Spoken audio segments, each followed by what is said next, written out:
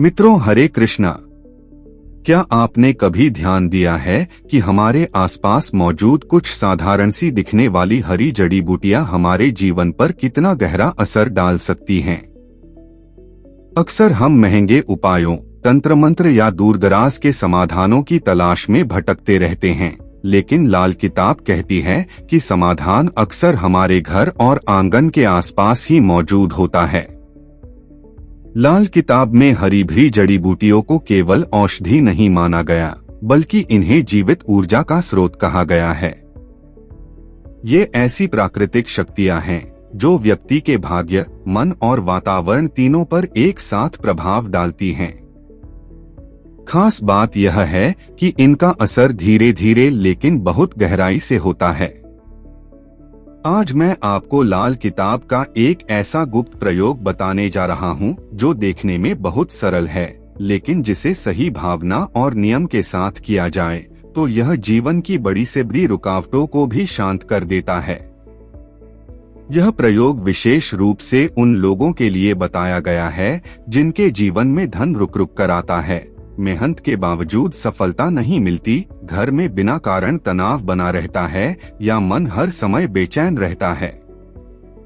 लाल किताब के अनुसार तुलसी, दूर्वा घास और पुदीना, ये तीन हरी जड़ी बूटियां ऐसी हैं जो सकारात्मक ऊर्जा को आकर्षित करती हैं और नकारात्मक प्रभावों को धीरे धीरे कमजोर कर देती हैं।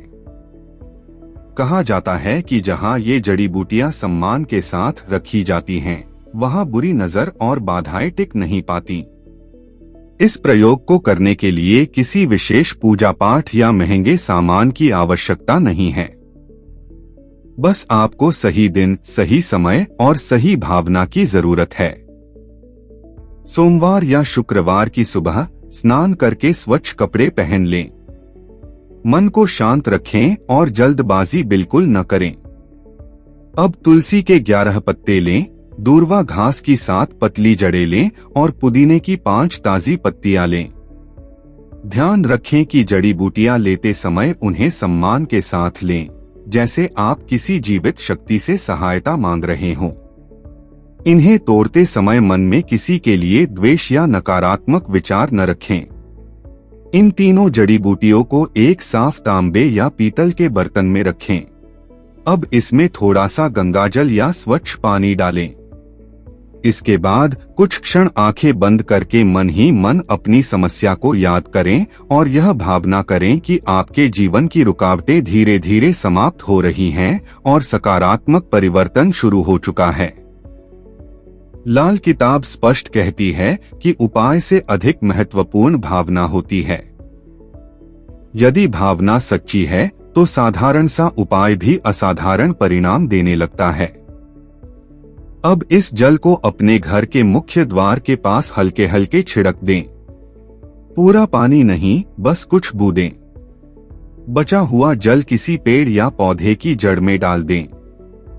यह प्रक्रिया प्रतिदिन एक ही समय पर करनी है और लगातार 11 दिनों तक करनी है। इन 11 दिनों में कुछ नियमों का पालन बहुत जरूरी है। कोशिश करें कि झूठ न बोलें, अनावश्यक क्रोध न करें और किसी का अपमान न करें। लाल किताब मानती है कि जब तक व्यक्ति का व्यवहार शुद्ध नहीं होता, तब तक जड़ी बूटियों की ऊर्जा पूरी तरह सक्रिय नहीं होती। कई लोगों के अनुभव बताते हैं कि इस प्रयोग के तीसरे या चौथे दिन से ही मन हल्का महसूस होने लगता है। कुछ लोगों को अच्छी नींद आने लगती है तो कुछ को अचानक रुके हुए कामों में गति दिखने लगती है। यह संकेत होता है कि ऊर्जा अपना काम शुरू कर चुकी है।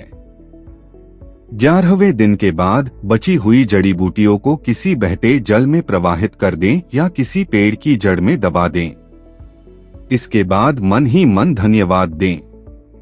किसी को यह उपाय बताना या दिखाना आवश्यक नहीं है, क्योंकि लाल किताब के गुप्त प्रयोग जितने शांत और निजी रहते हैं, उनका प्रभाव उतना ही स्थायी होता है।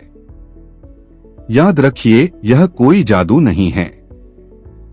यह प्रकृति और ऊर्जा के संतुलन का उपाय है।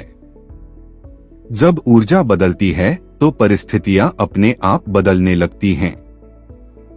यही लाल किताब का असली रहस्य है, सरलता, निरंतरता और विश्वास।